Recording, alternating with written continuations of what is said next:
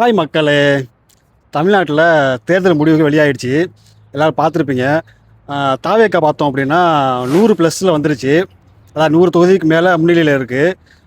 அப்புறம் திமுக அதிமுகவும் அடுத்தடுத்த இடங்கள் இருக்காங்கன்னு வச்சுங்களேன். தாவேக்கா ஆட்சி அமைக்கிறதுக்கு கிட்டத்தட்ட 118 எம்எல்ஏக்கள் உங்கள்கிட்ட வேணும்.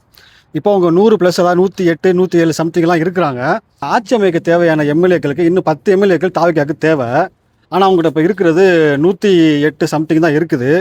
அடுத்து என்ன நடக்கும் அப்படின்னா, திமுக அதிமுக அல்லாத பிற கட்சிகள் எம்எல்ஏக்களும் பேச்சுவார்த்தை நடத்தி அவங்கள தன் பக்கம் இழுக்க பார்க்கும். அப்படி அதுக்கு அந்த கட்சிகள் ஒத்துக்கல அப்படின்னா அடுத்த ஆப்ஷன் என்ன கேட்டீங்கன்னா, நம்ம எடப்பாடி பழனிசாமி தான். இப்போ அவர்கிட்ட ஒரு 50+ இருக்குன்னு வச்சுங்களேன். இப்போ அவங்க போயிட்டு என்ன பண்ணுவாங்க, கண்டிப்பாக தாவேக்காவோட அப்ரோச் பண்ணுவாங்க. தாவேக்கா என்ன பண்ணும், இல்லை அதிமுக போய் அப்ரோச் பண்ணும்.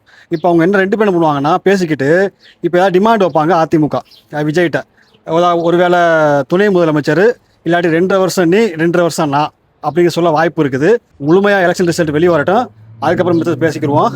வெற்றிங்கிறது எப்போவுமே யாருக்குமே நிரந்தரம் கிடையாது. எல்லாருக்கும் வெற்றிக்கு மாறக்கூடியது, யாருக்குமே நிரந்தரமாக இருக்காது. அதை எல்லாரும் புரிஞ்சுக்கணும். இப்போ ஆளுங்கட்சியாக இருந்தால் திமுகவும் புரிஞ்சுக்கிறணும், அதிமுகவும் புரிஞ்சுக்கணும், வரக்கூடிய தாவேக்காவும் புரிஞ்சுக்கிறணும். அதுக்கேற்ற மாதிரி செயல்படணும். இந்த வீடியோ பிடிச்சிருந்தா ஒரு லைக் பண்ணுங்கள். இந்த வீடியோ பற்றின கருத்து கீழே கமெண்ட்டில் கொடுங்க. மீண்டும் நல்ல வீடியோ சந்திக்கிறேன். நன்றி, வணக்கம், பை பாய்.